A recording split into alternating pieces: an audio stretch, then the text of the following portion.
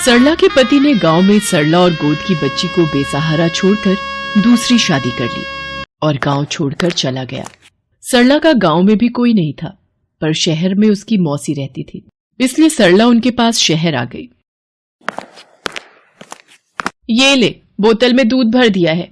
अब तू तो जानती है सरला, महंगाई इतनी बढ़ गई है, हर चीज के भाव बढ़ गए हैं। अब दूध ही ले लो, 60 रुपए किलो हो गया है। मुझे गलत मत समझना, मैं इस बोतल के दूध के लिए नहीं बोल रही हूं, पर वैसे भी पति छोड़कर दूसरी के साथ भाग जाए तो औरत की जिंदगी नरक बन जाती है। मौसी, मुझे मौसा जी से कहकर कोई काम दिलवा दो और रहने की थोड़ी जगह दे दो तो मेरा गुजारा हो जाएगा। देख सरला, मेरे भी अपने बेटा बहू परिवार हैं, मैं तुझे यहाँ रहने की हामी नहीं भर सकती। बाकी थोड़ी बहुत रोटी सब्जी दूध बांध देती हूँ, तू कहीं जाए तो रास्ते में तेरे काम आएगा। रुक, मैं रसोई से लेकर आती हूँ।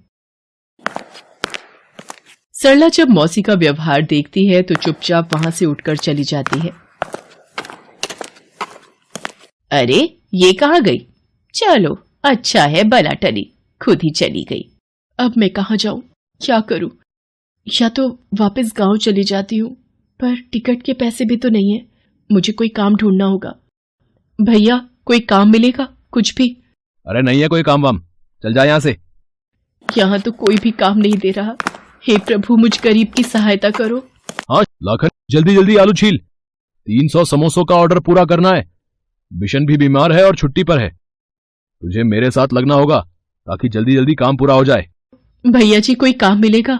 मुझे काम की बहुत जरूरत है, कुछ भी काम मिल जाए आपकी दुकान पर। कोई काम नहीं है, जाओ यहाँ से। अच्छा रुको रुको, समोसे बनाने आते हैं? हाँ भैया जी, हमारे गांव में सब लोग तीज त्योहार पर घर पर ही सारे पकवान बनाते हैं।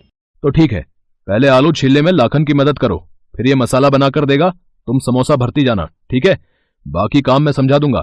बच्ची को वहां सामने बोरी बिछाकर लिटा दो। सरला हलवाई की दुकान पर समोसे बनाने के काम में लग गई और जैसे जैसे वो हलवाई उसे समझाता, सरला बिल्कुल समझदारी से वो काम करती। शाम के वक्त, वीरेंद्र भैया, सारे समोसे बनकर तैयार हो गए हैं और गिनकर पैक भी कर दिए हैं। भाई वाह, अभी तो 5 बजने में आधा घंटा बाकी है और समोसे बनकर तैयार भी हो गए।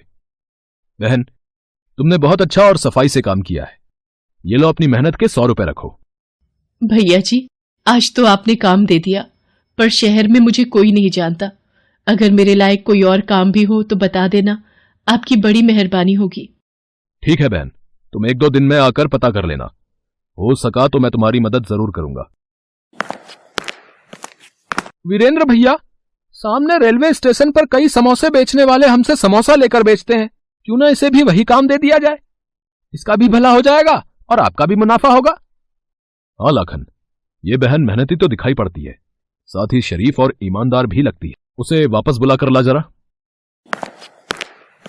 भैया जी, आपने बुलाया? हाँ बहन, मैं सोच रहा था कि तुम्हें काम की जरूरत है, तुम्हारे साथ छोटी बच्ची भी है, कहां कहां इसे लेकर भटकोगी। सामने रेलवे स्टेशन पर समोसे बेचने का काम अगर तुम करना चाहो तो तुम मेरे से समोसे लेकर रेलवे स्टेशन पर बेच सकती हो। हाँ भैया जी, मैं ये काम कर सकती हूँ। अब मुझे अपनी बच्ची को पालने के लिए मेहनत करनी ही होगी। तो ठीक है, तुम आज से ही इस काम पर लग जाओ और समोसे बेचने शुरू कर दो। सरला रेलवे प्लेटफॉर्म पर समोसे बेचने लगी।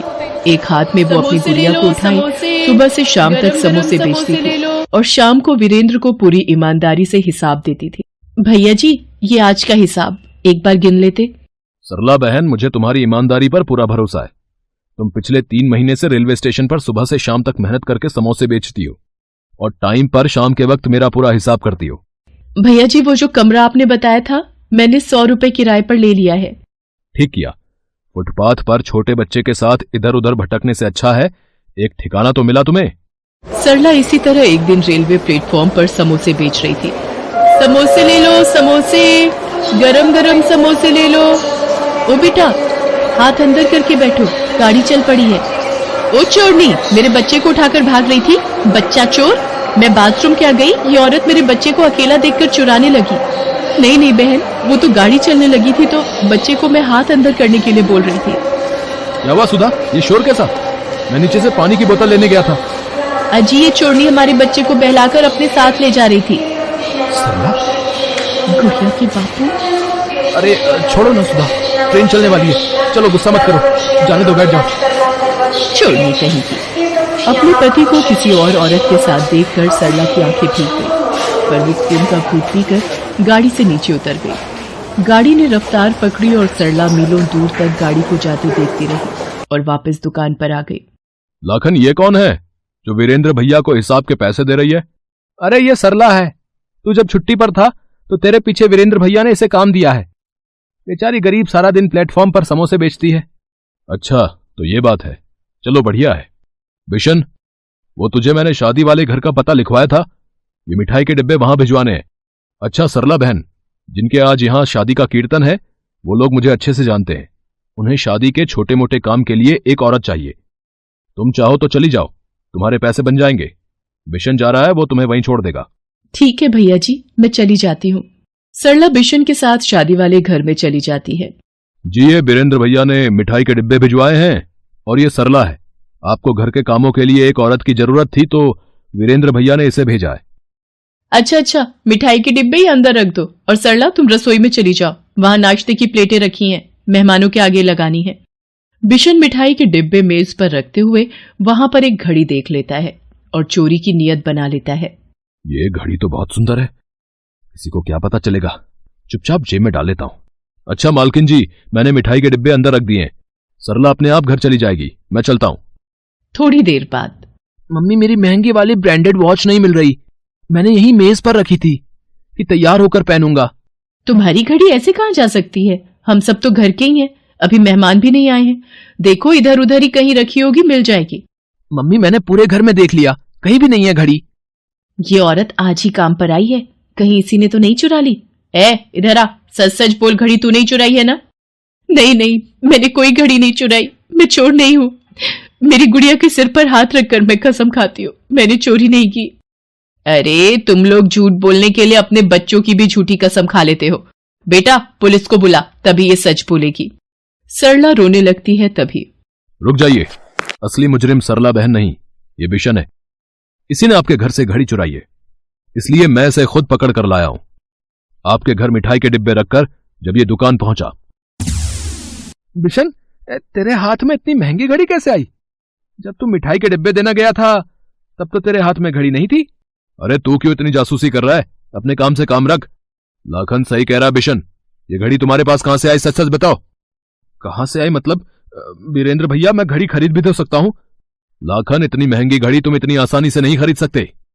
ये घड़ी कम से कम 50,000 रुपए की है। सीधी तरह बता दो कि तुमने ये घड़ी कहां से चुराई है, वरना मैं पुलिस को बुला लूंगा। और फिर बिशन ने सच बोल दिया और मैं इसे यहां ले आया। सरला बहन चोर नहीं है, मैं सरला बहन को पिछले कई महीनों से जानता हूं। माफ करना बेटी, मेरे से गलती हो गई, मैंने बिना सोचे समझे तुम्हारे ऊपर चोरी का इल्जाम लगा दिया। कोई बात नहीं मालकिन, आपकी घड़ी मिल गई, मुझे ये सुकून है। वीरेंद्र भैया, आज आपने मेरे ऊपर चोरी का इल्जाम लगने से मुझे बचा लिया, अगर आप ना होते तो।